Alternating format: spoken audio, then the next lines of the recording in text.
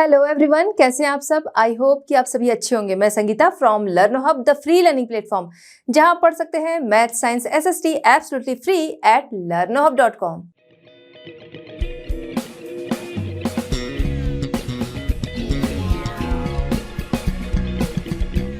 बच्चों, आज हम डिस्कस करेंगे आईसीसी क्लास 10। टॉपिक हमारा है manufacturing industries in India first. यहाँ पर हम एग्रो बेस्ड इंडस्ट्रीज के बारे में जानेंगे।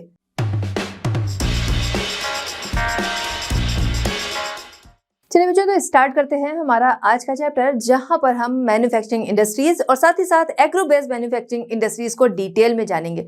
तो स्टार्ट करते हैं बिना देर किए हुए। सबसे पहले यहाँ पर मैन्युफैक्चरिंग के बारे में हम जानेंगे। क्या होता है मैन्युफैक्चरिंग, या फिर मैन्युफैक्चरिंग इंडस्ट्रीज हम कह रहे हैं, तो क्या होता है ये।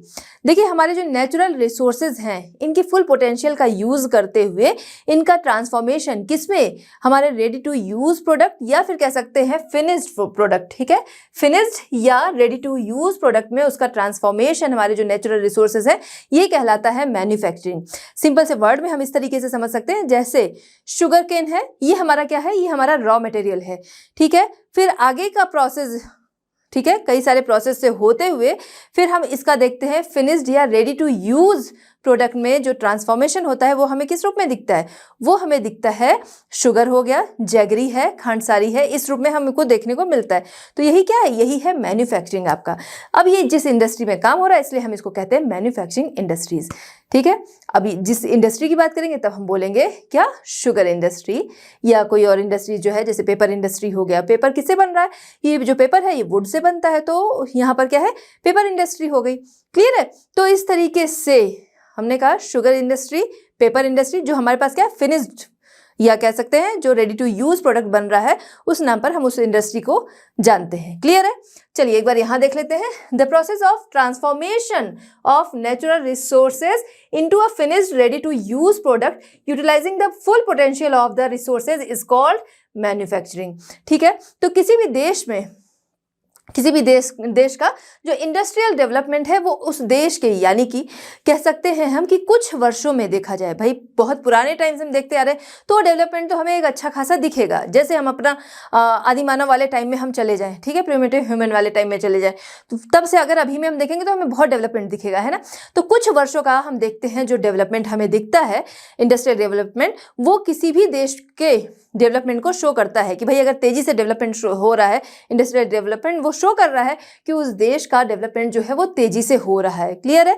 तो ये इंडस्ट्रीज जो है ये बहुत ज्यादा मायने रखती हैं हमारे देश के डेवलपमेंट में। चलिए बात करते हैं need for rapid industrialisation in India. India में रैपिड इंडस्ट्रियलाइजेशन की जरूरत क्या है, बहुत जरूरी है। देखिए, रैपिड इंडस्ट्रियलाइजेशन, जिससे क्या होगा, इंडस्ट्रियलाइजेशन होने से हमारे देश और देश का डेवलपमेंट जो है वो बहुत तेजी से होगा, इसलिए इंडस्ट्रियलाइजेशन बहुत ज्यादा जरूरी है। देखा जाए तो हमारे यहाँ क्या है, पॉपुलेशन बहुत ज्यादा है।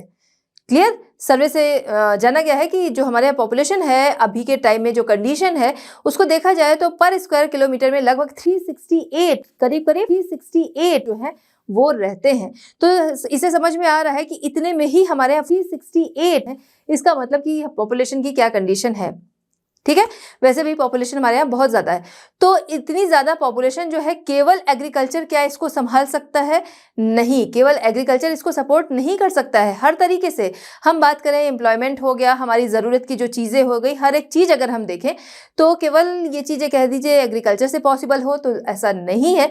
इसलिए ही बहुत ज़रूरी है कि इंडस्ट्रियलाइजेशन यहाँ पर उसका डेवलपमेंट हो। क्लियर है।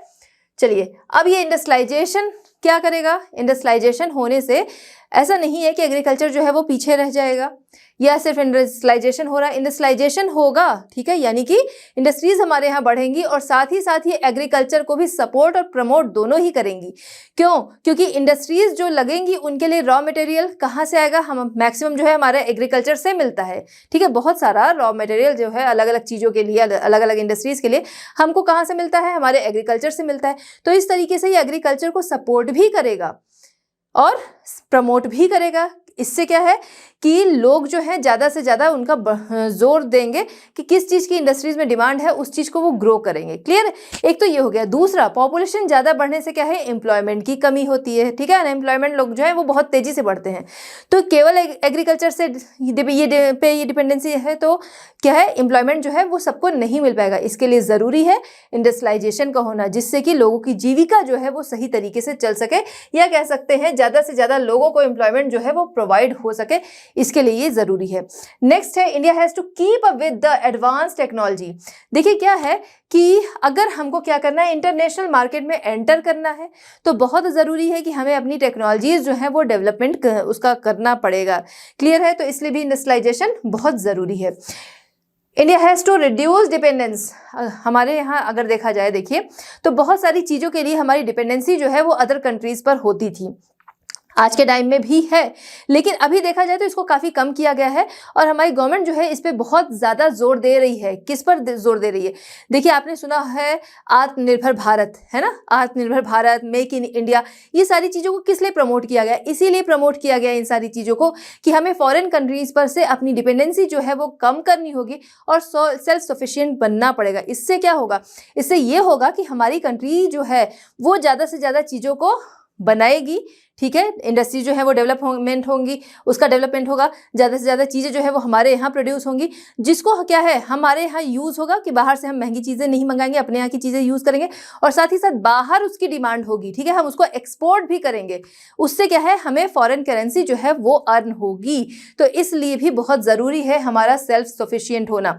देखिए आत्मनिर्भर भारत जो है जब से इसको बढ़ावा दिया गया तो काफ़ी ज़्यादा इसमें डेवलपमेंट हुआ और देखा जाए तो इसका फर्स्ट स्टेप जो है उसमें जैसे फार्मास्यूटिकल कंपनीज हो गई, यानी कि मेडिसिन पे अगर हम बात करें, मेडिसिन है, टेक्सटाइल है, टॉयज़ हैं, इलेक्ट्रॉनिक्स है, इन सभी के लिए कहा गया कि भाई इन चीज़ों को पहले हमारे यहाँ क्या करना चाहिए कि इसके लिए हमें सेल्फ सफिशिएंट होना चाहिए। क्लियर है?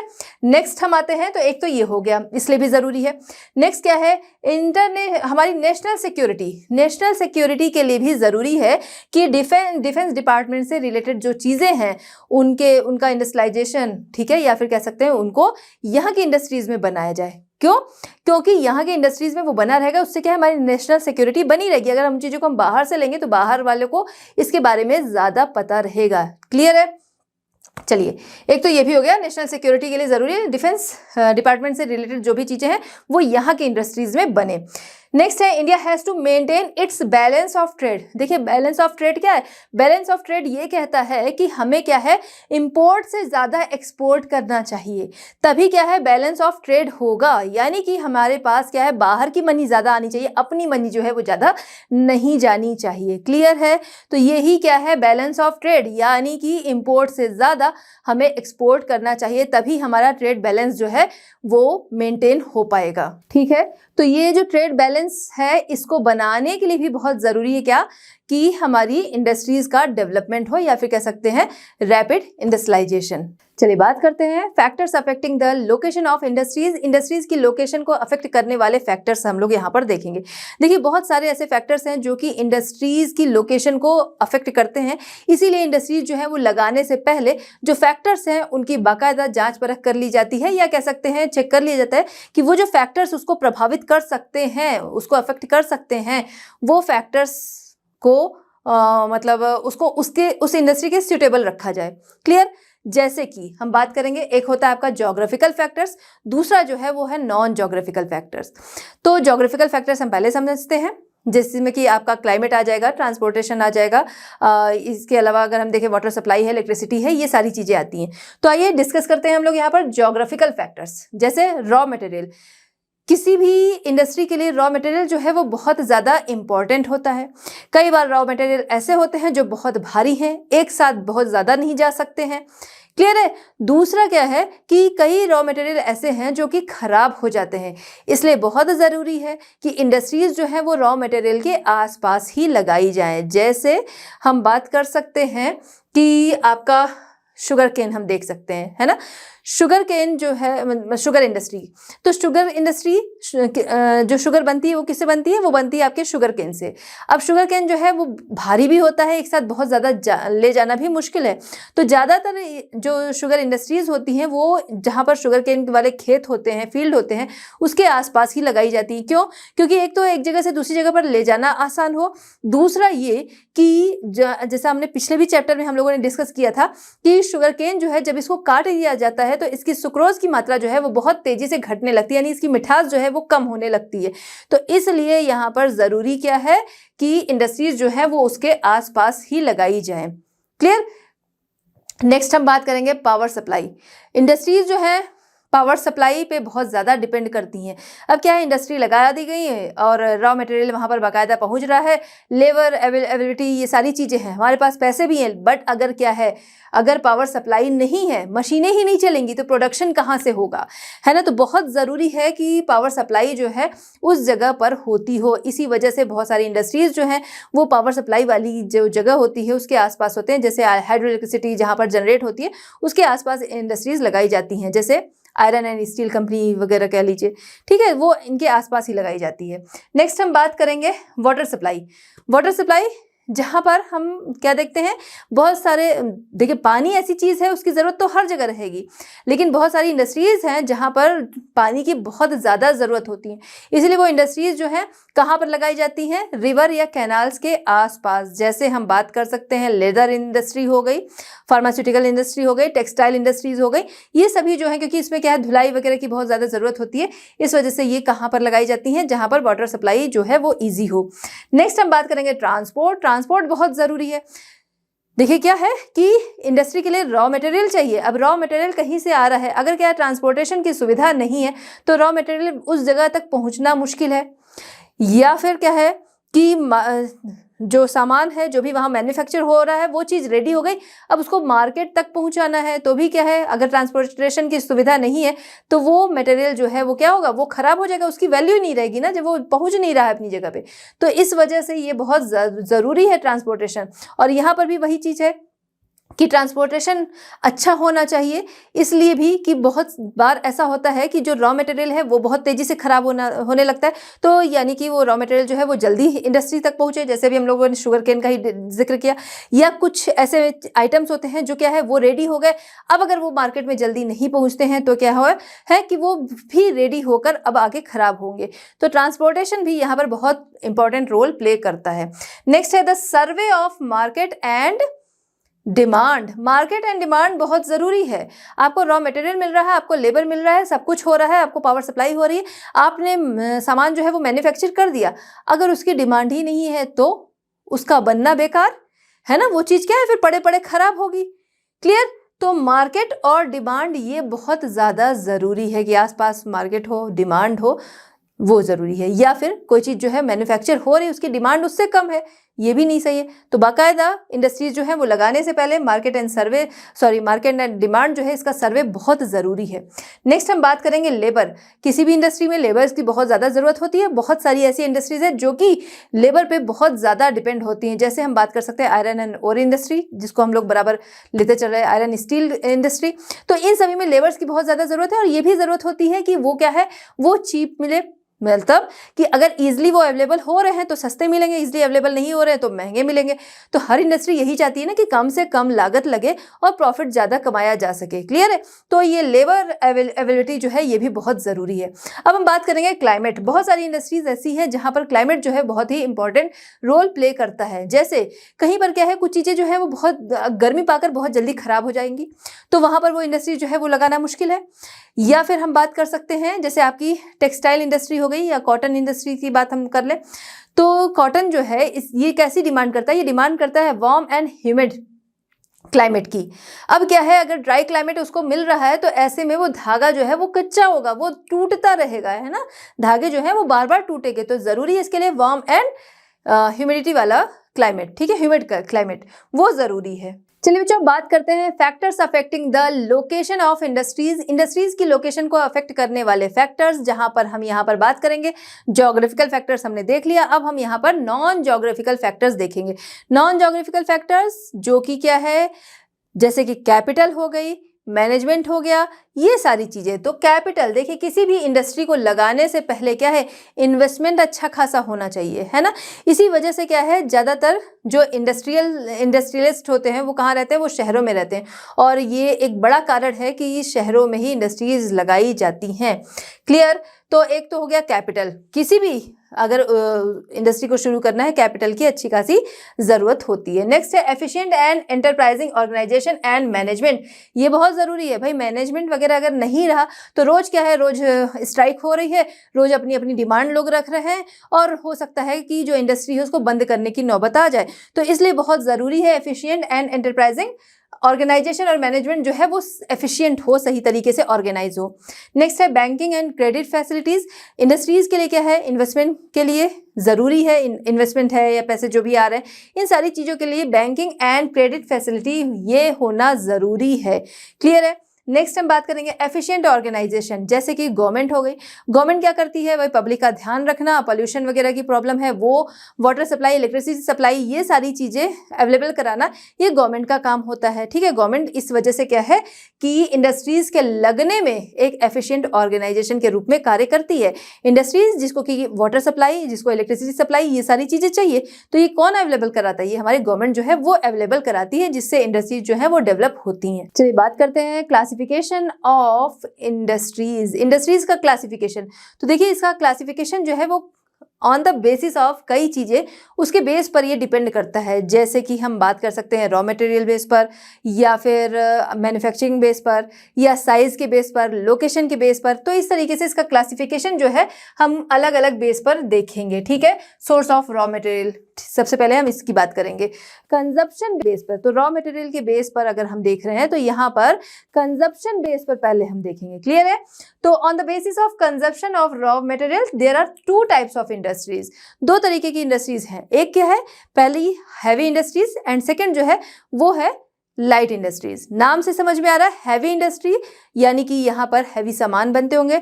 अगर ऐसी है हैवी इंडस्ट्री तो उससे हम ये भी समझ सकते हैं यहाँ पर लेबर्स की क्वांटिटी जो है वो ज़्यादा होगी, ज़्यादा मात्रा में लेबर्स, मशीनें ज़्यादा, कैपिटल ज़्यादा, ये सारी चीज़ें जो है ज़्यादा चाहिए होंगी। लाइट नाम के ही अकॉर्डिंग यहाँ पर कम इन्वेस्टमेंट या कैपिटल की ज़रूरत जो है वो कम, साथ ही साथ अगर हम बात करें लेबर्स वो भी क्या है कम, जो सामान बनेंगे वो भी क्या है हल्के होंगे, इसलिए हम इसको लाइट इंडस्ट्री के नाम से जानते हैं। चलिए आइए समझते हैं। Heavy industries needs more capital, sophisticated equipment, skilled and unskilled labour, ठीक है, and large quantity of raw material, क्योंकि ये क्या है, ये आपकी हैवी इंडस्ट्रीज हैं। नेक्स्ट है लाइट इंडस्ट्री, जहां पर क्या है कम, लेस कैपिटल, ठीक है, needs less capital, less number of workers and its finished products are light in weight. Clear है। अच्छा, अब इन दोनों के एग्जाम्पल भी हम देख लेते हैं। जैसे हम बात कर रहे हैं हैवी इंडस्ट्रीज। हैवी इंडस्ट्रीज जैसे आयरन एंड स्टील इंडस्ट्री हो गई, ये क्या है आपकी हैवी इंडस्ट्रीज हो गई। लाइट इंडस्ट्रीज जहां इलेक्ट्रिकल इक्विपमेंट्स वगैरह जो बन रहे हैं वो क्या है, वो आपकी लाइट इंडस्ट्रीज हो गई। चलिए, तो रॉ मटेरियल बेस पर इंडस्ट्रीज, जहां पर हमने अभी देखा था consumption of raw material base industries, अब हम यहाँ पर देखेंगे source of raw material industries. ठीक है। चलिए, तो basis of source of raw material industries can be classified, जैसे कि आपका मिनरल बेस्ड हो गई, एग्रो बेस्ड हो गई, एनिमल बेस्ड हो गई, फॉरेस्ट बेस्ड इंडस्ट्रीज हो गई। ठीक है। वन बाय वन इनको हम समझेंगे। सबसे पहले हम बात करेंगे यहाँ पर agro based industries. Agro based यानी कि जो एग्रीकल्चर से चीजें मिल रही हैं, जैसे आपका शुगर इंडस्ट्री है, शुगर केन कहाँ से आ रहा है, एग्रीकल्चर से आ रहा है। क्लियर है। कॉटन इंडस्ट्री कहाँ से आ रहा है, एग्रीकल्चर से आ रहा है। जूट इंडस्ट्री कहाँ से आ रहा है, एग्रीकल्चर से आ रहा है। ठीक है। तो ये आपकी किससे हो गई, एग्रो बेस्ड इंडस्ट्री हो गई। फिर बात करेंगे हम मिनरल इंडस्ट्रीज, जो क्या है मिनरल हमारे जो खनिज पदार्थ हैं उन पे बेस्ड इंडस्ट्रीज हैं, यानी वो इंडस्ट्रीज हमारे खनिज पदार्थ पर बेस्ड हैं, जैसे कि आयरन एंड स्टील इंडस्ट्रीज हो गई, आपका सीमेंट इंडस्ट्री हो गई। ठीक है। ये बात करेंगे हम एनिमल इंडस्ट्रीज, एनिमल से मिलने वाली चीज़ों वाली इंडस्ट्रीज। ठीक है। जहाँ पर क्या है एनिमल से मिलने वाली चीज़ों से प्रोडक्ट्स तैयार किए जाते हैं, जैसे डेयरी इंडस्ट्रीज हो गई आपकी, डेयरी प्रोडक्ट वाली चीज़ें। या फिर हम बात कर सकते हैं वुलन क्लोथ हो गए, वुलन टेक्सटाइल इंडस्ट्रीज हो गई। ठीक है। ये किस में आएंगी आपकी एनिमल इंडस्ट्रीज हो गई। या फिर आपका हम देख सकते हैं मुर्गी पालन है। ठीक है। ये सारी चीज़ें। फिर बात करेंगे फॉरेस्ट बेस्ड इंडस्ट्रीज, वो इंडस्ट्रीज जो कि फॉरेस्ट बेस्ड हैं, यानी कि फॉरेस्ट से मिलने वाली चीज़ों पे डिपेंड है, जैसे पेपर इंडस्ट्रीज, पेपर जो लकड़ी होती है उससे बनता है, जंगलों से वो लकड़ियाँ मिलती हैं, ठीक है। तो ये हो गया। बहुत सारी जो हमारी दवाइयाँ हैं जंगलों में मिलने वाली जड़ी बूटियाँ होती हैं कह लीजिए, है ना, तो उस पर वो डिपेंड होती हैं, फार्मास्यूटिकल कंपनीज, है ना। ये आपकी किस में आएंगी, ये आपकी आएंगे फॉरेस्ट बेस्ड इंडस्ट्रीज। चलिए, तो रॉ मटेरियल बेस पर हमने देखा क्लासिफिकेशन। अब यहाँ पर हम बात करेंगे मैनेजमेंट बेस पर क्लासिफिकेशन। तो मैनेजमेंट बेस पर देखें तो हमको 3 टाइप्स यहाँ देखने को मिलते हैं। फर्स्ट क्या है, प्राइवेट सेक्टर में इंडस्ट्रीज। सेकंड जो है वो आपका public sector industries and third है ज्वाइंट सेक्टर इंडस्ट्रीज। नाम से समझ में आ रहा होगा, जहां पर क्या है प्राइवेट सेक्टर इंडस्ट्रीज, वहां पर इंडिविजुअली या कोई फर्म जो है वो काम करती होगी, वो मैनेजमेंट करती होगी उन इंडस्ट्रीज का। सेकंड हम बात कर रहे हैं पब्लिक सेक्टर जहां पर क्या है गवर्नमेंट जो है वो मैनेजमेंट करेगी, सेंट्रल गवर्नमेंट या स्टेट गवर्नमेंट। क्लियर। थर्ड जो है वो आपका ज्वाइंट सेक्टर इंडस्ट्रीज, जहां पर दोनों ही मिलकर काम करेंगे, यानी कि गवर्नमेंट और इंडिविजुअली लोग जो हैं वो। चलिए, अब 1 बाय 1 देखते हैं। सबसे पहले बात करेंगे प्राइवेट सेक्टर इंडस्ट्रीज, ठीक है, मैनेजमेंट बेस पर अगर हम देख रहे हैं तो प्राइवेट सेक्टर इंडस्ट्री जहां पर इंडिविजुअली इंडस्ट्रीज जो हैं उनके द्वारा मैनेजमेंट होगा, या हम कह सकते हैं कि फर्म हो गई, फर्म मैनेजमेंट, या इंजीनियरिंग या इलेक्ट्रॉनिक गुड्स जो है उनके द्वारा क्या है मैनेजमेंट होता है। एग्जाम्पल की हम बात करें तो जैसे कि Tata iron and steel company, ये क्या है, ये प्राइवेटली ये काम करते हैं। नेक्स्ट है पब्लिक सेक्टर इंडस्ट्रीज, जहां क्या है पब्लिक के इंटरेस्ट के लिए इंडस्ट्रीज जो है वो काम कर रही हैं। जैसे कि हम बात कर सकते हैं, यहाँ पर क्या है मैनेजमेंट किसका होगा, यहाँ पर मैनेजमेंट पब्लिक सेक्टर, पब्लिक के इंटरेस्ट के लिए कौन करेगा, गवर्नमेंट करेगी, है ना। तो यहाँ पर मैनेजमेंट हमारी सेंट्रल गवर्नमेंट या स्टेट गवर्नमेंट का होगा। जैसे हम एग्जाम्पल की बात अगर करें तो जैसे आपकी टेलीग्राफ इंडस्ट्रीज हो गई, ठीक है, रेलवे इंडस्ट्री हो गई, ट्रांसपोर्ट इंडस्ट्री हो गई, ये इसमें आते हैं। अगर हम कुछ कंपनीज की बात करें, एग्जांपल में कंपनीज देखें तो देखिए like Bharat heavy electronics limited हो गए, हिंदुस्तान एरोनॉटिक लिमिटेड, या फिर या नहीं मतलब और में है ना इलेक्ट्रॉनिक कॉरपोरेशन ऑफ इंडिया, ये हमारी इंडस्ट्रीज हैं जो जिसका मैनेजमेंट जो है वो हमारी गवर्नमेंट के द्वारा होता है। चलिए नेक्स्ट, यानी कि सी है आपका joint sector industry. Joint sector industry जहां पर इंडिविजुअली या फिर कह सकते हैं कोई फर्म जो है उसकी द्वारा मैनेजमेंट, और साथ ही साथ सेंट्रल या स्टेट गवर्नमेंट के द्वारा मैनेजमेंट, यानी कि यहाँ पर मैनेजमेंट जो है वो कोऑपरेटिव होगा, दोनों के सहयोग से होगा। क्लियर है। वो इंडस्ट्रीज को हम क्या कहते हैं, ज्वाइंट सेक्टर इंडस्ट्रीज। एग्जाम्पल आपका मारुति उद्योग लिमिटेड। क्लियर है। Cooperative sector industries are owned and managed, ठीक है, स्वामित्व उसका या मैनेजमेंट जो है दोनों की बात हम लोग कर रहे हैं। तो यहाँ पर दोनों ही क्या है कोऑपरेटिव बेसिस पर, जैसे कि कोई किसी चीज़ की इंडस्ट्री है जो कि रॉ मटेरियल के लिए क्या है दूसरों पर डिपेंड है, ठीक है, रॉ मटेरियल के लिए क्या है इंडिविजुअली या किसी फर्म जो है उस पर डिपेंड है, फिर आगे वो इंडस्ट्री काम करती है। जैसे हम बात कर सकते हैं शुगर मिल्स जहाँ पर क्या है फार्मर्स जो है वो शुगर केन ग्रो करेंगे और वो देंगे, और दूसरी तरफ गवर्नमेंट जो है उसके द्वारा चलाई गई मिल में आगे शुगर जो है वो प्रोड्यूस होगा, बनेगा। क्लियर है। तो ये हो गया आपका ज्वाइंट सेक्टर इंडस्ट्रीज। नेक्स्ट है एंसिलरी इंडस्ट्री। एंसिलरी इंडस्ट्रीज की अगर हम बात करें तो ये पार्ट या कंपोनेंट होती हैं किसी बड़ी इंडस्ट्रीज का, यानी कि बड़ी इंडस्ट्रीज को ये सपोर्ट करती हैं, बड़ी इंडस्ट्रीज को इनकी ज़रूरत है। जैसे कि हम बात कर सकते हैं ऑटोमोबाइल, रेलवे, लोकोमोटिव और इंजन्स एक्सेट्रा, इस तरीके की जो इंडस्ट्रीज हैं ये डिपेंड होती हैं। जैसे नट बोल्ट इनके लिए चाहिए ही चाहिए, है ना, बेयरिंग है, टायर्स है, ये सारी चीज़ें इनको चाहिए।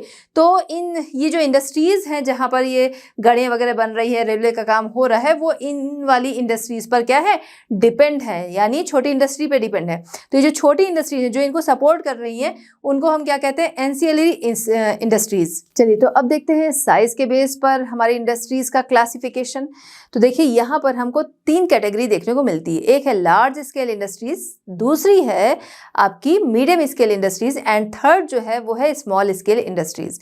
तो लार्ज स्केल इंडस्ट्रीज नाम के अकॉर्डिंग ये तीनों आपको मिलेंगी। लार्ज स्केल जहाँ पर इन्वेस्टमेंट भी ज़्यादा चाहिए होगा, रॉ मटेरियल भी ज़्यादा चाहिए, लेबर भी ज़्यादा चाहिए, हर एक चीज़ जो है वो ज़्यादा यहाँ पर इन्वेस्ट करना पड़ता है और प्रोडक्शन जो है वो भी ज़्यादा होता है। क्लियर है।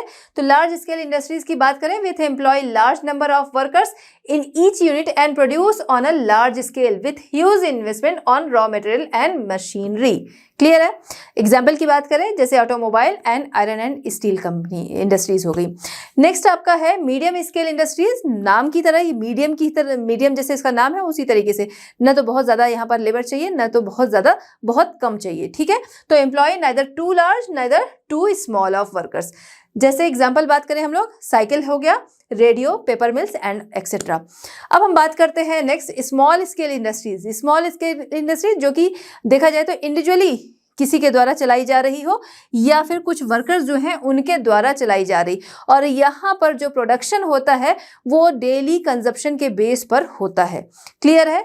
चलिए, जैसे कि राइस मिल हो गई, फ्लोर मिल्स हो गई, बेकरी हो गई, ठीक है, ये इसमें आती हैं। चलिए, तो अब बात करेंगे टेक्सटाइल इंडस्ट्रीज, जहां पर एग्रो बेस्ड इंडस्ट्रीज को हम समझेंगे। एग्रो बेस्ड से क्या समझ में आ रहा है? जहां पर एग्रीकल्चर और एनिमल्स दोनों ही आते हैं। क्लियर है? इन दोनों पे डिपेंड जो इंडस्ट्रीज हैं, या कह सकते हैं जिन इंडस्ट्रीज को इन दोनों से, चाहे एनिमल से या फिर हमारा जो एग्रीकल्चर है, इससे रॉ मटेरियल मिलता है, उस इंडस्ट्री को हम लोग एग्रो बेस्ड इंडस्ट्रीज कहते हैं। क्लियर है? तो टेक्सटाइल अगर देखा जाए, टेक्सटाइल का मतलब क्या? हर तरीके के फाइबर, है ना। तो यहाँ पर 5 तरीके के फाइबर्स जो कि हमारे यहाँ बनते हैं वो सभी इसमें टेक्सटाइल में आ जाते हैं। जैसे आपका कॉटन है, जूट है, वूल है, सिल्क है, सिंथेटिक फाइबर्स, ये सभी आते हैं। अब हम बात कर रहे हैं जब टेक्सटाइल इंडस्ट्री, देखिए हम बात कर रहे हैं टेक्सटाइल इंडस्ट्री, तो टेक्सटाइल इंडस्ट्री हमारे यहाँ की फर्स्ट मैन्युफैक्चरिंग इंडस्ट्री थी। ध्यान रखिएगा, फर्स्ट मैन्युफैक्चरिंग इंडस्ट्री हमारे यहाँ की कौन सी रही? Textile industry. उसके बाद अदर मैन्युफैक्चरिंग इंडस्ट्रीज जो हैं वो खुलती गई, और आज के टाइम में देखा जाए तो सबसे पुरानी हमारे पास oldest among the modern manufacturing industries जो है उनमें से ओल्डेस्ट कौन सी है? टेक्सटाइल इंडस्ट्री है। चलिए, तो बात करते हैं महाराष्ट्र की, जो कि टेक्सटाइल इंडस्ट्री में अगर हम देखें तो कॉटन टेक्सटाइल में बहुत ही इंपॉर्टेंट स्टेट है हमारे देश का। महाराष्ट्र जो कि most important cotton cloth producing state of the country है, जहां पर हमारे देश का लगभग 40% मिल वाला क्लॉथ जो है वो प्रोड्यूस होता है। क्लियर है? जिससे क्या है कि बहुत सारे लोगों को यहाँ पर रोजगार मिलता है, एम्प्लॉयमेंट काफ़ी सारे लोगों के लिए यहाँ पर जनरेट होता है। इस वजह से लगभग 3 लाख वर्कर्स जो हैं वो एंगेज्ड हैं इस इंडस्ट्री में, इस स्टेट में। इसी वजह से इसको क्या कहते हैं? इसको कहते हैं cottonopolis of India. Clear? Maharashtra को कॉटन पॉलिस ऑफ इंडिया कहते हैं। कई बार क्वेश्चन ऐसा आ जाता है, कॉटन पॉलिस ऑफ इंडिया किस स्टेट को कहा जाता है? तो वो कहा जाता है किसको? महाराष्ट्र को। क्यों? क्योंकि यहाँ की कंडीशन जो है वो कॉटन टेक्सटाइल के लिए काफ़ी अच्छी है, और यहाँ से काफ़ी अच्छा प्रोडक्शन जो है वो कॉटन टेक्सटाइल का होता है, इसलिए। चलिए, अब देखते हैं अराउंड मुंबई टेक्सटाइल इंडस्ट्री के डेवलप होने के लिए मेजर फैक्टर कौन से हैं। तो देखिए, सबसे पहला ब्लैक कॉटन सॉइल, ठीक है। अभी हम लोग सॉइल में भी इसको हम लोगों ने डिस्कस किया था, कॉटन हम लोग पढ़ रहे थे तभी। तो ब्लैक कॉटन सॉइल का यहाँ पर मिलना, जिसकी वजह से ये क्या है, टेक्सटाइल इंडस्ट्री के लिए जो कॉटन की ज़रूरत होती है, कॉटन टेक्सटाइल इंडस्ट्री के लिए, वो रॉ मटेरियल जो है वो यहाँ से ईजिली मिल जाता है। क्लियर? तो हिंटरलैंड ऑफ मुंबई, यानी मुंबई के आंतरिक हिस्से में ब्लैक कॉटन सॉइल का मिलना, जिससे कॉटन की खेती अच्छी होती है। ह्यूमिड क्लाइमेट ऑफ शोर बेस्ड मुंबई, तो ह्यूमिड क्लाइमेट जो कि क्या करता है, जो कि धागे को टूटने नहीं देता। हमने इसके पहले भी समझा ना कि इसके लिए क्लाइमेट जो है वो ह्यूमिड चाहिए होता है, वरना बहुत ड्राई क्लाइमेट होने से क्या होता है, धागा टूटता है। तो एक तो ये कारण हो गया। तीसरा जो कारण है वो है cheap hydro electric power. Industries के लिए हाइड्रो इलेक्ट्रिक पावर की ज़रूरत है, तो वो हाइड्रो इलेक्ट्रिक पावर जो कि मिलती है टाटा हाइड्रो इलेक्ट्रिक ग्रिड से फ्रॉम वेस्टर्न घाट, वहाँ से इनको चीप या कह सकते हैं कम रेट में ये मिल जाती है। ये भी क्या है, इस इंडस्ट्री के फलने फूलने के लिए या डेवलप होने के लिए जिम्मेदार है। Mumbai is location as an international port. देखिए, मुंबई की लोकेशन जो है वो इंटरनेशनल पोर्ट है, ठीक है, कि यहाँ से क्या है, किसी भी यहाँ से हमारा एक्सपोर्ट और इंपोर्ट जो है वो इजीली होता है, जिसके लिए लॉन्ग फाइबर वाली कॉटन जो है उसको मंगाना, मशीनों को मंगाना, ये इजी होता है, और यहाँ से रेडी प्रोडक्ट जो है उनको एक्सपोर्ट करना ये इजी होता है। ठीक है, तो ये जो यहाँ पर इसकी लोकेशन है इंटरनेशनल पोर्ट वाली, वो भी बहुत इंपॉर्टेंट है।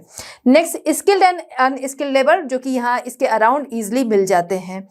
The existence of a ready market for the finished good, तो फिनिश्ड गुड के लिए रेडी मार्केट इंडिया में और अब्रॉड दोनों जगह ईजिली मिल जाती है। चलिए, तो और कौन से फैक्टर्स हो सकते हैं? देखिए, एक क्या है कि मुंबई जो है, मुंबई के आंतरिक हिस्से जो है, हिंटरलैंड जो है, ठीक है, वो भी अच्छी तरह से कनेक्टेड है रेलवे से, इसके अलावा रोड से अच्छी तरह कनेक्टेड है, जिससे रॉ मटेरियल या रेडी गुड्स जो है उनका ट्रांसपोर्टेशन ईजिली हो जाता है। इसके अलावा वाटर जो किसी भी इंडस्ट्री के लिए बहुत ज़रूरी है। वहीं पर टेक्सटाइल इंडस्ट्री की बात करें तो यहाँ पर उनकी ब्लीचिंग हो गया, उनका डाइंग हो गया, इसके लिए बहुत ज़्यादा ज़रूरी है। तो ईजिली यहाँ पर वाटर सप्लाई अच्छी मात्रा में मिलना, वो भी क्या है, वो भी इस इंडस्ट्री के बढ़ावे को सपोर्ट करता है। Proximity to the middle east से निकटता, कैसे? स्वेज नहर जो है, जिसकी वजह से वेस्टर्न कंट्रीज़ के साथ हमारा इम्पोर्ट और एक्सपोर्ट जो है वो ईजी हो पाया। क्यों? क्योंकि इसने उस डिस्टेंस को कम कर दिया। क्लियर है? तो और दूसरा क्या, वहाँ पे डिमांड होना यहाँ की टेक्सटाइल की, इस वजह से क्या है, इसकी वजह से भी ये महाराष्ट्र टेक्सटाइल जो है उसको बढ़ावा मिलता है।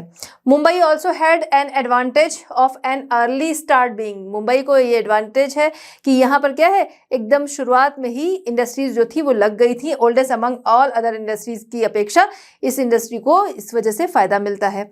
अपार्ट फ्रॉम मुंबई के अलावा अगर हम देखें अदर सेंटर्स, जैसे कि सोलापुर है, पुणे है, कोल्हापुर, नागपुर, औरंगाबाद एंड जलगांव एक्सेट्रा। चलिए, तो नेक्स्ट है गुजरात। देखिए, महाराष्ट्र, गुजरात, ये सभी जो है कॉटन टेक्सटाइल में काफी ज्यादा जाने जाते हैं। जैसे फर्स्ट हमने देखा महाराष्ट्र लार्जेस्ट प्रोड्यूसर है, सेकेंड नंबर पर गुजरात जो है वो यहाँ का सेकेंड लार्जेस्ट प्रोड्यूसर है कॉटन टेक्सटाइल का, जहाँ से हमारे देश का लगभग 23% कॉटन जो है वो मिलता है।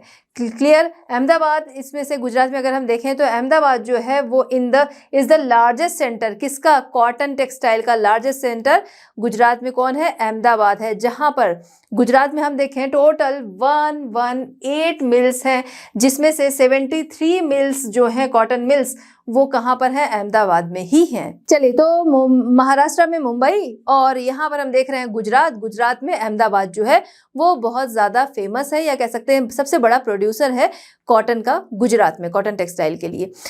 ठीक है, तो कौन से फैक्टर्स हैं जिसकी वजह से यहाँ पर प्रोडक्शन ज़्यादा होता है वो हम देखेंगे, या इसके लिए फेवरेबल कंडीशन यहाँ पर क्या मिलती हैं। तो सबसे पहला ये कि अहमदाबाद को अगर हम देखें, उसकी लोकेशन ऐसी जगह पर है कि रॉ मटेरियल जो है, रॉ मटेरियल एरिया यानी कि कॉटन जो है, कॉटन टेक्सटाइल के लिए कॉटन, तो कॉटन जहाँ पर प्रोड्यूस होता है उसके सेंटर में ये है, जिसकी वजह से इसको रॉ मटेरियल ईजिली मिल जाता है। ठीक है, तो सबसे पहला इसकी लोकेशन। नेक्स्ट जो है वो है कि इसके लिए ह्यूमिड क्लाइमेट जो है वो यहाँ मिल जाता है, जिसकी वजह से ये जो कॉटन फाइबर्स वगैरह हैं ये क्या है, बहुत कमज़ोर नहीं होने पाते। पहले भी हमने समझा था कि ड्राई अगर क्लाइमेट मिल रहा है तो वो क्या होगा, वो टूटेगा। यहाँ पर क्या है, ये आइडल होता है कॉटन थ्रेड के लिए। Advantage of both Kandla free trade zone and Mumbai. ठीक है, तो कांदला और मुंबई इन दोनों का इसको एडवांटेज मिलता है। कैसे? अगर हम इसकी स्थिति देखें, ठीक है, ये आप अगर ऐसे देखेंगे तो यहाँ पर आपका कांदला सी पोर्ट आ जाएगा और इधर आपका मुंबई आ जाएगा। यहाँ पर लगभग आपका मान लीजिए अहमदाबाद आ रहा है, तो अहमदाबाद से कांदला तक और इधर मुंबई की तरफ अगर हम देखें, इन दोनों जगहों पर ट्रांसपोर्टेशन फैसिलिटी, चाहे रेलवे की बात करें चाहे रोड की, दोनों ही अच्छी हैं, जिसकी वजह से इंपोर्ट एक्सपोर्ट दोनों में काफ़ी हेल्प मिलती है। Clear? Next, most of the Ahmedabad mills produce cheap product या चीप क्लोथ। ठीक है, तो इससे क्या है, अगर यहाँ पर सस्ते कपड़े जो है वो तैयार हो रहे हैं तो उससे क्या होता है कि यहीं के लोगों के, यहीं पे जो इंडिया के ही जो पुअर लोग हैं उनके बीच में इनको मार्केट मिल जाती है। चीप हाइड्रो इलेक्ट्रिक पावर जो है वो मिल जाती है, इसलिए भी ये इंडस्ट्री जो है वो यहाँ पर ग्रो कर रही है, या फिर यहाँ पर प्रोडक्शन जो है वो उसके लिए फेवरेबल कंडीशन मिलती है। अब बात करते हैं अदर इम्पॉर्टेंट यहाँ पर सेंटर्स, जैसे कि गुजरात का वडोदरा है, सूरत, राजकोट, पोरबंदर, मोरवी एंड भावनगर। चलिए बच्चों, तो अब बात करते हैं तमिलनाडु। तमिलनाडु भी हमारे यहाँ कॉटन टेक्सटाइल में एक इम्पॉर्टेंट प्रोड्यूसर है, लेकिन अगर हम बात करें कॉटन की मिल में तैयार हुए कपड़े तो यहाँ से 6% ही प्रोड्यूस होता है, लेकिन यार्न की बात करें तो हमारी कंट्री का 1/3 जो है वो आता है तमिलनाडु से। क्लियर? इसी वजह से तमिलनाडु को साउथ का मैनचेस्टर कहा जाता है। क्लियर है? साउथ का मैनचेस्टर किसे कहते हैं? साउथ इंडिया का तमिलनाडु को। नॉर्थ इंडिया का मैनचेस्टर कौन है? कानपुर है। भारत का मैनचेस्टर किसको कहते हैं? भारत का मैनचेस्टर कहते हैं अहमदाबाद को। क्लियर? तो तमिलनाडु मिल्स आर स्मॉलर, छोटी है साइज में, इसी वजह से यहाँ पर बहुत ज़्यादा प्रोडक्शन नहीं हो पाता है। इसके अलावा इंपॉर्टेंट सेंटर्स और देख लेते हैं, जैसे कोयम्बटूर है, मदुरई है, तिरुनेलवेली है, तिरुचिरापल्ली है, तूतीकोरिन है, रामानाथपुरम। चलिए बात करते हैं वेस्ट बंगाल। वेस्ट बंगाल में हम देखें तो कोलकाता जो है वो बहुत ही इंपॉर्टेंट सेंटर है यहाँ पर कॉटन टेक्सटाइल के लिए। देखिए कोलकाता में हम देखें तो कॉटन की डिमांड बहुत ज़्यादा है। हम बात करें विमेन की ड्रेसेस, चाहे सूट हैं, साड़ी हैं, ये चाहे मेन के बारे में हम बात करें कुर्ते वगैरह हैं, तो कॉटन वहाँ बहुत ज़्यादा पसंद भी किया जाता है, उसकी डिमांड भी बहुत ज़्यादा है। क्लियर? तो कोलकाता यहाँ पर मोस्ट इंपॉर्टेंट सेंटर है, या फिर कह सकते हैं मोस्ट इंपॉर्टेंट प्रोड्यूसर है वो वेस्ट बंगाल का कॉटन टेक्सटाइल के लिए। क्लियर है? अब बहुत सारे फैक्टर्स हैं जिसकी वजह से वो प्रोड्यूस कर रहा है ज़्यादा, तो कौन से फैक्टर्स हैं वो समझेंगे। सबसे पहला मेजर पोर्ट, ठीक है, मेजर पोर्ट का यहाँ पर होना, कोलकाता पोर्ट के नाम से फेमस है, या फिर हम कह सकते हैं श्यामा प्रसाद मुखर्जी पोर्ट के नाम से भी इसको जानते हैं। कोलकाता पोर्ट जो है ये रिवर पर बना हुआ एकमात्र पोर्ट है हमारे देश का। हमारे देश में बाकी जो पोर्ट बने हैं वो किस पर बने हैं? वो बने हैं सी पर। ये एकमात्र पोर्ट है जो कि रिवर पर बना है। कौन सी रिवर? हुगली रिवर। क्लियर है? और ह्यूमिड क्लाइमेट जो कि क्या है, कॉटन टेक्सटाइल के लिए बेटर कंडीशन देता है। कोल कहाँ से मिल जाता है? रानीगंज से मिल जाता है। ठीक है, कोल फील्ड वगैरह जब हम देख रहे थे तो रानीगंज से कोल मिल जाता है। लोकल लेबर सप्लाई जो है उसका मिलना, और साथ ही साथ large demand of cotton cloth, तो ये सारी चीज़ें जो हैं यहाँ पर इस इंडस्ट्री को बढ़ावा देती हैं। इसके अलावा यहाँ पर नेटवर्क हम देखें रोड और रेलवे का, वो भी काफ़ी अच्छा होना जो कि इसको सपोर्ट करता है। क्लियर है? अब यहाँ पर वाटर सप्लाई जो कि कॉटन टेक्सटाइल के लिए बहुत ज़रूरी है, वो मिल जाती है हुगली रिवर से। चलिए बात करते हैं उत्तर प्रदेश। उत्तर प्रदेश में देखा जाए तो मैक्सिमम जो कॉटन टेक्सटाइल इंडस्ट्रीज हैं वो उत्तर प्रदेश के वेस्टर्न में है, जहां पर कानपुर जो है वो सबसे ज़्यादा इम्पॉर्टेंट या लार्जेस्ट सेंटर है यूपी का। इसी वजह से कानपुर को नॉर्थ इंडिया का मैनचेस्टर कहा जाता है। क्लियर? अदर सेंटर्स जो है यूपी के वो देख लेते हैं, जैसे मुरादाबाद, लखनऊ, मोदीनगर, इटावा, आगरा एंड सहारनपुर। इंडिया के अदर स्टेट्स साउथ और नॉर्थ दोनों के हम देखेंगे। सबसे पहले हम बात करेंगे यहाँ पर साउथ के। ठीक है, तो जैसे आंध्र प्रदेश, तेलंगाना, केरला, कर्नाटका, ये किस में आ रहे हैं? साउथ में आते हैं। नॉर्थ में बात करें पंजाब, हरियाणा, राजस्थान, ये क्या है? इंपॉर्टेंट सेंटर है कॉटन टेक्सटाइल के। चलिए बात करते हैं problems of cotton textile industry. Cotton textile industry की प्रॉब्लम्स देखिए, कॉटन टेक्सटाइल जिसकी डिमांड बहुत ज़्यादा हमारे यहाँ है इससे तैयार कपड़ों की, और साथ ही साथ देखा जाए तो इसका काफ़ी ज़्यादा एक्सपोर्ट होता है और एक्सपोर्ट के बहुत ज़्यादा स्कोप भी है, लेकिन बहुत सारी प्रॉब्लम्स के चलते ये पूरे भी नहीं हो पा रहे हैं। कौन सी प्रॉब्लम्स है वो हम लोग यहाँ पर देखेंगे। सबसे पहले स्कैर्सिटी ऑफ रॉ मटेरियल, जो मात्रा में रॉ मटेरियल चाहिए उस मात्रा में उसका अवेलेबल ना होना, ये एक बड़ा कारण है। ऑब्सोलेट मशीनरी, बहुत सारी मशीनरी यहाँ की देखा जाए, मैक्सिमम मशीनरीज जो हैं वो क्या है, वो बहुत पुरानी है। अगर हम कंपेयर करें डेवलप्ड कंट्रीज से, तो डेवलप्ड कंट्रीज में हम देखें वहाँ की मशीनें जो होती हैं उसकी एवरेज लाइफ लगभग 10 ईयर्स होती है। यहाँ की मशीनों की एवरेज लाइफ जो है वो 20 to 30 ईयर्स से भी पुरानी होती है। इनएडेक्वेट पावर सप्लाई, देखिए पॉपुलेशन बहुत ज़्यादा बढ़ रही है जिसकी वजह से पावर की डिमांड जो है वो भी बढ़ रही है, तो पावर सप्लाई भी उतनी नहीं हो पाती है। ये भी एक बड़ा कारण है कि काम जो है वो लगातार अच्छे से चलता रहे। लो productivity of labour, labour productivity यहाँ पर देखा जाए तो वो क्या है, वो भी कम है। लो प्रोडक्टिविटी ऑफ लेबर, ठीक है, तो अगर देखा जाए डेवलप्ड कंट्रीज से कंपेयर करते हैं तो वो काफ़ी कम है, ये भी एक बड़ा असर डालता है। स्टिफ कंपटीशन बहुत ज़्यादा है। पावरलूम देखा जाए तो आज के टाइम में धीरे धीरे क्या है, वो एक तरीके से बंद ही हो गया था, फिर उनको जनरेट किया जा रहा है, एक तरीके से फिर से उनको शुरू किया जा रहा है। तो एक तो पावरलूम से इनका कंपटीशन, दूसरा सिंथेटिक फैब्रिक्स जो कि क्या है, सस्ते मिलते हैं, जिसकी वजह से पब्लिक जो है उसको ज़्यादा खरीदती है। पसंद ज़रूर कॉटन करेंगे बट खरीदेंगे किसको? सिंथेटिक, क्योंकि वो सस्ते मिलते हैं। क्लियर है? तो उसके साथ इसका एक बड़ा कॉम्पिटिशन, जिससे क्या है, इनकी इनकम जो है वो उतनी नहीं हो पाती है। नेक्स्ट है सिक मिल्स। अब क्या है कि ये सारी जो हैं प्रॉब्लम्स जिसकी वजह से प्रॉफिट नहीं हो पाता और उसकी वजह से बहुत सारी मिल्स जो हैं वो बंद हो जाती हैं। हमारे यहाँ लगभग 177 मिल्स जो हैं वो सिक मिल्स मानी गई कि वो सभी जो है वो बंद हो गई। लेकिन इसके बाद फॉर्मेशन किया गया नेशनल टेक्सटाइल कॉरपोरेशन का कि ये जो मिल्स हैं इनका उद्धार किया जाए, और इसकी वजह से लगभग 125 मिल्स जो हैं उनको दोबारा से चालू किया गया। चलिए बच्चों, तो अब हम देखते हैं सिल्क इंडस्ट्री। सिल्क इंडस्ट्री जहाँ पर सिल्क के कपड़े बनते हैं। सिल्क के कपड़ों की अगर हम बात करें तो हमारे यहाँ 4 टाइप इसके पाए जाते हैं। फर्स्ट जो है mulberry silk, second tussar silk, third eri and fourth है मुगा। ये चारों टाइप हमारे यहाँ पाए जाते हैं। लेकिन हमारा बहुत टफ कंपटीशन है जापान और इटली के साथ। क्यों?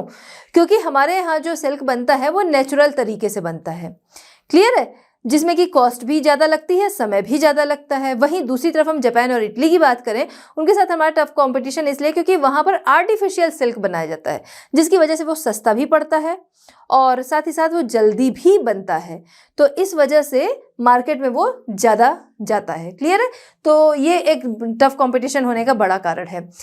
Art of rearing silk worms. अब यहाँ पर जो सिल्क तैयार किया जाता है वो सिल्क वॉर्म्स के द्वारा तैयार किया जाता है। ये सिल्क वॉर्म जो होते हैं, यही मतलब सिल्क वाले कीड़े जो होते हैं, इनको पालना और ये सिल्क तैयार करना, सिल्क प्रोडक्शन क्या कहा जाता है? इसको कहते हैं सेरीकल्चर। ये तैयार कैसे होता है? देखिए, मलबरी ट्री जो होता है उस पर ये सिल्क वॉर्म जो है इनको पाला जाता है। ये उसकी पत्तियों को खाते हैं और उसी से ये कुकून बनाते हैं अपना, क्लियर है। उसी से सिल्क जो है वो निकाला जाता है, जिसमें टाइम भी अच्छा खासा लगता है और बाकी सारे प्रोसेस जो हैं वो लंबे चलते हैं। तो देखिए, यहाँ पर 2 तरीके का सिल्क वॉर्म जो है वो 2 तरीके से इनको पाला जाता है। फर्स्ट जो है वो मलबरी ट्री पर पाला जाता है, दूसरा नॉन मलबरी ट्रीज पर इनको पाला जाता है, क्लियर। ये चीज़ आपको याद रखना है कि सिल्क वॉर्म जो है सिल्क प्रोडक्शन जो है इसको क्या कहते हैं? इसको कहते हैं सेरीकल्चर। ये नहीं भूलना है, इसको क्या कहते हैं? सेरीकल्चर। जैसे हॉर्टिकल्चर आपके फल और सब्जियों की खेती हो गया है ना, ये आपका सेरीकल्चर है। फिशिकल्चर क्या है? फिशिकल्चर, फिशिकल्चर फिश का पालना, ठीक। Mulberry sector produce 90% of natural silk. तो नेचुरल सिल्क का 90% जो है वो मलबरी सेक्टर से ही आता है। एरियाज ऑफ प्रोडक्शन आर, अगर हम देखें तो केरला जो है वो सिर्फ और सिर्फ मलबरी सिल्क जो है उसी को वो तैयार करता है, ठीक है।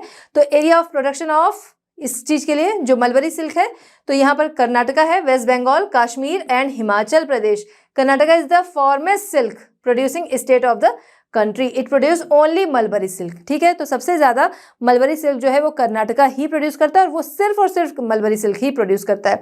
अदर इंपॉर्टेंट सेंटर्स वो हम देख लेते हैं, जैसे मैसूरू है, बेंगलुरु है एंड कोलार। तमिलनाडु में अगर हम देखेंगे, इन तमिलनाडु कांचीपुरम, कोयम्बटूर, सलेम, तंजावुर और तिरुनेलवेली एंड मदुरई, ठीक है। तो ये आपके कर्नाटका के इंपॉर्टेंट सेंटर हो गए और ये आपके तमिलनाडु के इंपॉर्टेंट सेंटर। चलिए बच्चों, अब देखते हैं अदर स्टेट्स आपके किस चीज के लिए? मलबरी सिल्क के लिए। तो यहाँ पर हम देखेंगे वेस्ट बंगाल, जो कि लगभग 13% हमारे देश का प्रोड्यूस करता है सिल्क। इसके अलावा अगर हम बात करें जम्मू एंड कश्मीर, यहाँ पर उधमपुर, अनंतनाग एंड बारामूला, ये सेंटर हैं कॉटन सिल्क टेक्सटाइल के। नेक्स्ट है श्रीनगर। यहाँ से भी क्या है, काफ़ी ज़्यादा मात्रा में सिल्क जो है वो प्रोड्यूस किया जाता है। यहाँ पर बिग सेंटर है ये सिल्क का। उत्तर प्रदेश की बात करें, यहाँ पर वाराणसी, मिर्ज़ापुर, शाहजहांपुर, प्रतापगढ़, ये जो है सिल्क गारमेंट्स के लिए जाने जाते हैं। इसके अलावा ये हम लोग जो देख रहे थे मलबरी सिल्क, अब हम देखेंगे non mulberry silk. Non mulberry silk जो है ये आपके पाए जाते हैं आसाम, उड़ीसा एंड मेघालय, बिहार, इन जगहों पर इनको प्रोड्यूस किया जाता है। चलिए बात करते हैं सेरीकल्चर इन कर्नाटका। जैसा हमने समझा कि कर्नाटका में सेरीकल्चर जो है वो बड़े लेवल पर किया जाता है। तो कौन से फैक्टर्स इसके लिए रिस्पॉन्सिबल है वो समझेंगे। सबसे पहला, अवेलेबिलिटी ऑफ फेवरेबल कंडीशन। देखिए, ये तो बहुत ज़रूरी है ना। फेवरेबल कंडीशन अगर होंगी तभी चीज़ें जो है वो प्रोड्यूस होती हैं, ठीक है। उनका प्रोडक्शन तभी सही तरीके से होता है। तो सबसे पहला ये कारण है। दूसरा क्या है, mulberry plant which is raised as a plantation bush, ठीक है। तो यहाँ पर मलबरी प्लांट जो है इनका मिलना, ठीक है, इनकी अवेलेबिलिटी, जिनको कि प्लांटेशन बुश के तौर पर लगाया जाता है। Availability of silk worm known as bombyx mori. Bombyx mori नाम का जो सिल्क वॉर्म होता है, इसको देखा जाए तो ये साल भर ये काम करता है। तो इसकी अवेलेबिलिटी होना, जिसकी वजह से क्या है, साल भर सिल्क जो है वो तैयार होता है। ये तैयार कैसे होता है भी हम समझेंगे। तो मैसूरू में बात करें, कर्नाटका के ही मैसूरू, जहाँ पर रेजिंग सिल्क वॉर्म, इनको पालना, reeling and weaving of silk, raw silk is one of the main occupation of the people. तो अगर हम देखें मैसूरू में, तो लोगों का जो मेन ऑक्यूपेशन है वो क्या है, इनको पालना, इनकी रीलिंग और वीविंग, यही मेन ऑक्यूपेशन है। तो ये होने की वजह से क्या है, ज़्यादा से ज़्यादा लोग इसमें लगे हैं। इसी वजह से क्या है, यहाँ से प्रोडक्शन भी ज़्यादा होता है। अब यहाँ पर हम समझ लेते हैं, देखिए रेजिंग सिल्क वॉर्म को पालना, जो कि जैसे अभी हम लोगों ने देखा मलबरी ट्री पे इनको क्या करते हैं, पाला जाता है। रीलिंग क्या होता है, जब ये शहतूत या कह सकते हैं मलबरी जो है उसकी लीफ को खाते हैं, उसके बाद अपने चारों तरफ ये एक खोल बना लेते हैं जिसको हम कहते हैं कुकून। ठीक है, अब इसके बाद क्या, रीलिंग क्या है, कुकून जो है, ठीक है, जिसके अंदर क्या है, बाहर एक कवच होता है जो कि ये सिल्क वॉर्म जो है अपने मुंह से कह सकते हैं एक तरीके से लार्वा जो है निकालते जाते हैं, उससे ये बनता है और ये अंदर ही उसमें बंद हो जाते हैं। अब आगे क्या किया जाता है, इनको निकाला जाता है उसमें से। कैसे निकालते हैं, बॉयल करते हैं वाटर और उसमें इनको डाल देते हैं और इस तरीके से इनको अलग किया जाता है। फिर आगे इसका थ्रेड जो है वो बनाकर फिर आगे इसकी वीविंग का काम किया जाता है। क्लियर है? तो ये चीज़ें, यही यहाँ का मेन ऑक्यूपेशन है जिसकी वजह से प्रोडक्शन ज़्यादा होता है। Availability of abundance of water, soft water जो है वो यहाँ पर इजिली अवेलेबल हो जाना, और इसके अलावा कि बॉम्बेक्स मोरी जो है इस सिल्क वॉर्म को हैंडल करने की नई टेक्नोलॉजीज़ का आना, उसका इंट्रोड्यूस होना। इसके अलावा सेरिकल्चर प्रोवाइड्स एम्प्लॉयमेंट। ठीक है, सेरिकल्चर जो है जैसा हमने अभी समझा है कि यहाँ पर बहुत सारे लोगों का ऑक्यूपेशन है, तो सेरिकल्चर यहाँ पर विमेन मेन सबको एम्प्लॉयमेंट देता है, जहाँ पर विमेन ज़्यादातर इनको पालने का काम करती हैं और जो मेन होते हैं वो क्या करते हैं, वो प्लांटेशन में काम करते हैं। चलिए बात करते हैं आर्टिफिशियल सिल्क। आर्टिफिशियल सिल्क जो कि बहुत ज़्यादा डिमांड में है। क्यों डिमांड में ये है ज़्यादा, या फिर कह सकते हैं लोग इनको ज़्यादा खरीदते हैं, तो उसका बड़ा रीज़न ये है कि पहला तो वेराइटी, इसमें वेराइटीज़ बहुत सारी मिल जाती हैं। दूसरा क्या है, स्ट्रेंथ, ये मजबूत होते हैं। तीसरा ड्यूरेबिलिटी, ये लंबे समय तक चलते हैं। वहीं जो आपका प्योर सिल्क होता है उसको बहुत संभाल कर रखना होता है, बहुत ही नाजुक होता है। क्लियर है? और नेक्स्ट क्या है, ये काफ़ी सस्ते होते हैं, इसलिए भी क्या है, ये डिमांड में काफ़ी ज़्यादा होते हैं। अब ये जो मनुष्य के द्वारा बनाए हुए, क्योंकि हम क्या कह रहे हैं, इसे आर्टिफिशियल है ना, मनुष्य के द्वारा बनाए हुए ये फाइबर्स हैं, तो इसके दो टाइप्स हमें देखने को मिलते हैं आर्टिफिशियल सिल्क के। फर्स्ट जो है वो है सेल्यूलोज एंड सेकेंड है नॉन सेल्यूलोज। सेल्यूलोज जहाँ पर रॉ मटेरियल के रूप में caustic soda, sodium sulphate and sulphuric acid इनका यूज करते हैं। नॉन सेल्यूलोज में आते हैं तो यहाँ पर प्राइमरी मटेरियल जो है वो अल्कोहल एंड कॉटन होता है। ठीक है, अब जहाँ पर आर्टिफिशियल सिल्क जो है वो बनाए जाते हैं उनके मेन एरियाज हम देख लेते हैं। ठीक है, तो यहाँ पर है Andhra Pradesh, Telangana, Gujarat, Kota, Mumbai, Modinagar and रेयनपुरम in Kerala.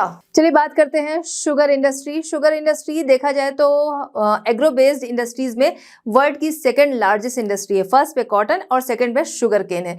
Sugar cane जो कि हमारे यहाँ शुरू से इंट्रोड्यूस नहीं थी, हमारे यहाँ इससे क्या बनाया जाता था, जैगरी बनाया जाता था, खांडसारी बनाया जाता था, जो आपने देखा है ना गुड़ का पाउडर सा होता है वो बनाया जाता था। जब यहाँ पर डच आए उन्होंने 19th सेंचुरी में लगभग 1840, ठीक है 19th सेंचुरी के मिड में यानी कि 1840 में बिहार में उन्होंने इंट्रोड्यूस कराया शुगर से। इसके बाद यहाँ पर शुगर मिल्स जो हैं वो खुलने लगी, धीरे धीरे इस्टेब्लिश होने लगी। इसके लिए यहाँ पर रिस्पॉन्सिबल फैक्टर्स क्या हैं वो हम देखेंगे। Factors responsible for location of sugar industry, इसकी लोकेशन के लिए कौन से रिस्पॉन्सिबल फैक्टर हैं।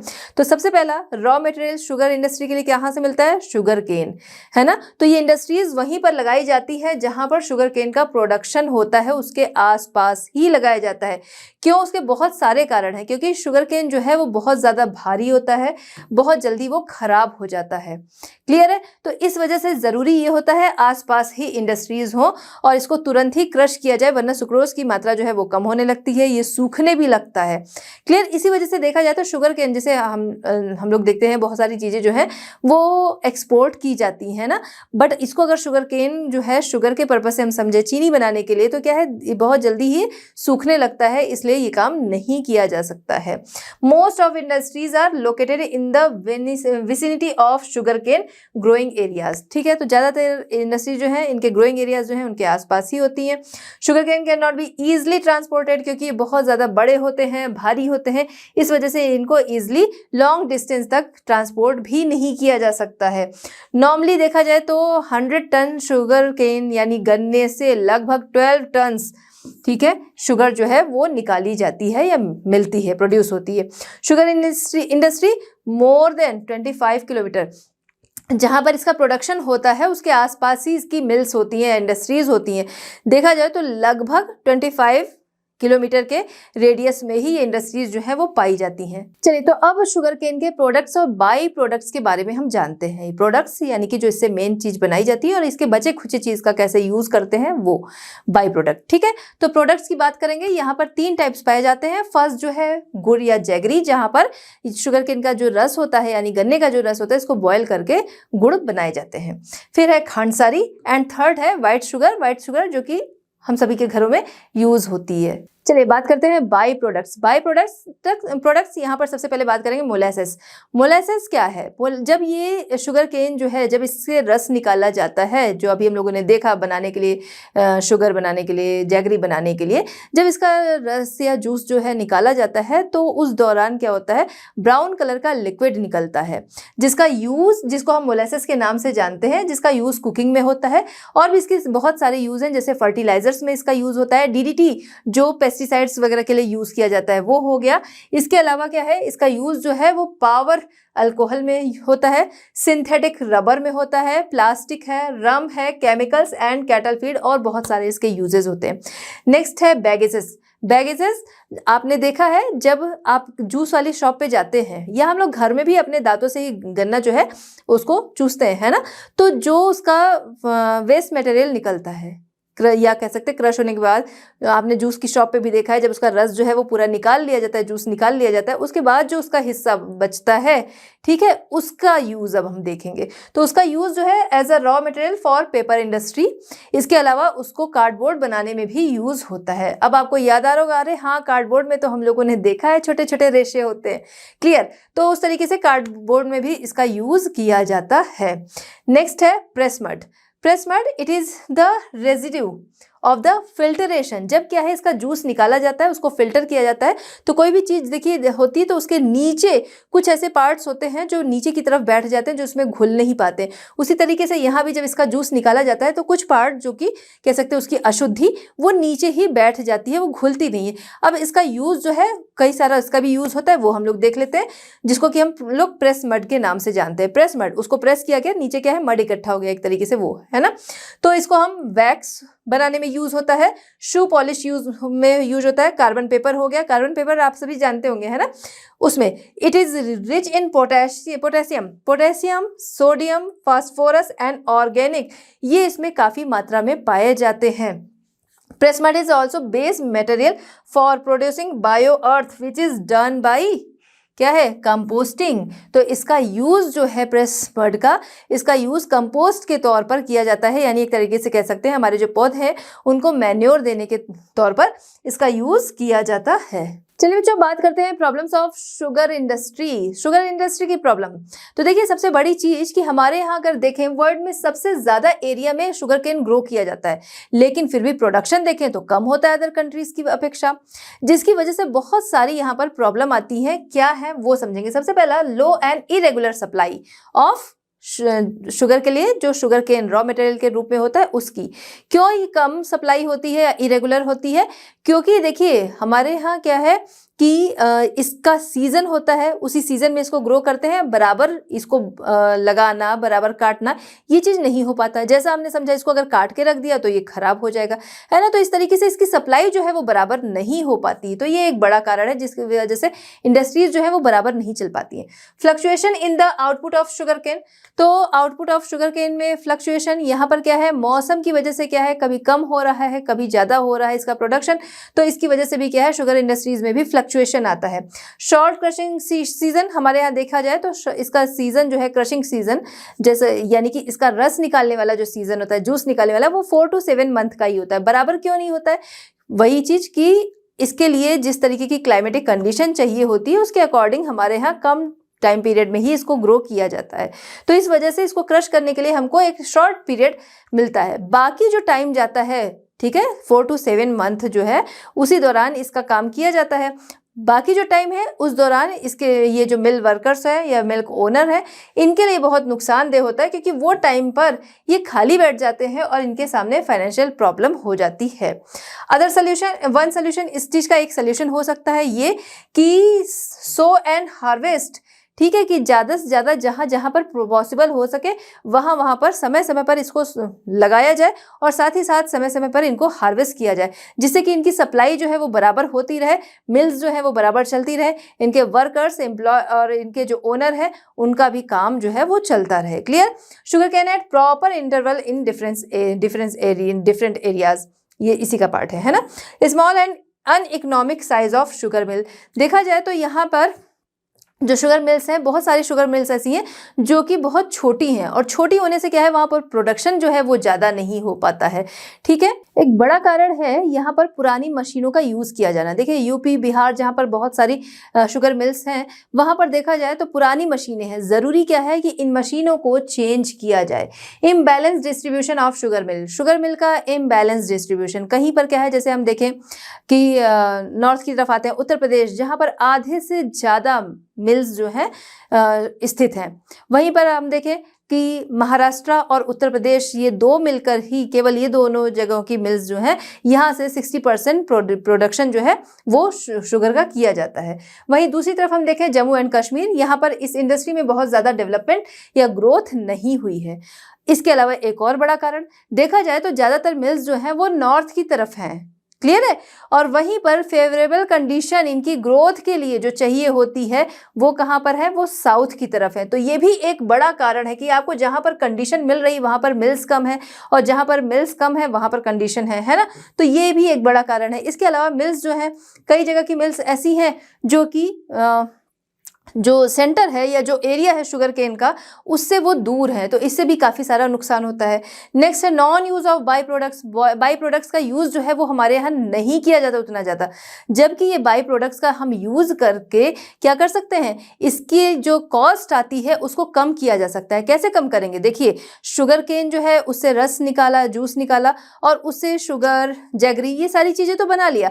अब जो बाई प्रोडक्ट्स हैं उसके बचा हुआ जो वेस्टेज है उसको क्या किया जाता है, यूज़ नहीं करते। अगर उसको यूज करेंगे, जैसे फर्टिलाइजर हमने देखा, वैक्स बनाने में, कार्डबोर्ड बनाने में, अगर इनका बड़े लेवल पर यूज किया जाए तो वहां से भी एक इनकम आएगी, और वो इनकम जो जनरेट होगी इसकी वजह से क्या है, इसकी कॉस्ट कम आएगी। चलिए तो अब बात करते हैं नॉर्थ इंडिया और पेनिनसुलर इंडिया की जो शुगर इंडस्ट्रीज है उनके बीच में अंतर।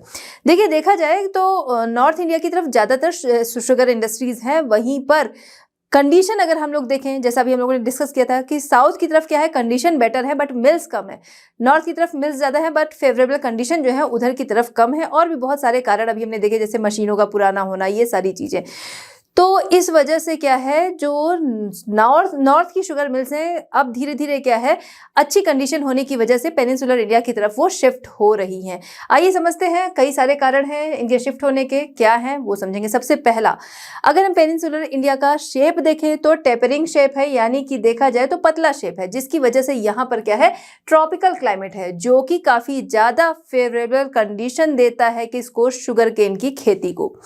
दूसरा क्या है, यहाँ पर ब्लैक सॉइल मिलती है जो इसके लिए सुटेबल है, higher temperature, good amount of rainfall या irrigation, and frost free growing season जो कि इसके लिए बेस्ट होता है, वो यहाँ पर मिलता है। ठीक है, इसके अलावा देखा जाए सुक्रोज की मात्रा नॉर्थ की तरफ, साउथ का जो शुगर केन है, इधर के शुगर केन में सुक्रोज कंटेंट जो है वो ज़्यादा होता है। क्लियर है? In the tropical variety of sugar cane in the south. अच्छा, इसके अलावा क्रशिंग सीजन जो होता है, यानी इनको जो कहते हैं पेराई का सीजन या इनके जूस जो है निकालने का सीजन, नॉर्थ की तरफ देखें 4 मंथ ही मिलते हैं, नवंबर टू फरवरी। वहीं पर अगर हम बात करें साउथ की तरफ, तो साउथ की तरफ अक्टूबर टू मई, लगभग 7 to 8 मंथ जो है वो मिल जाते हैं crushing season. The cooperative sugar mills अगर देखा जाए तो ज़्यादा अच्छे तरीके से मैनेज्ड है किधर, साउथ की तरफ। इसके अलावा साउथ की तरफ देखें भाई, धीरे धीरे यहाँ पर डेवलप हो रहा ना, तो इस वजह से साउथ की तरफ अगर हम देखते हैं तो यहाँ पर मिल्स जो है उनकी कंडीशन अच्छी है, यहाँ पर मशीनें जो है वो अच्छी हैं, and equipped with modern machinery. ठीक है, तो मॉडर्न मशीनरीज जो है वो यहाँ पर है, जिससे क्या है, ज़्यादा से ज़्यादा इसका प्रोडक्शन होता है, काम ज़्यादा तेज़ी से होगा। ये सारे चीज़ें जो है वो इसके लिए बहुत ज़्यादा प्रॉफिटेबल है। इसी वजह से नॉर्थ से इंडस्ट्रीज जो है वो साउथ की तरफ अब शिफ्ट हो रही हैं। तो बच्चों, यहाँ पर हमारा ये चैप्टर कंप्लीट होता है। मिलते हैं next chapter at Learno Hub. Learno Hub free है पर बेस्ट है।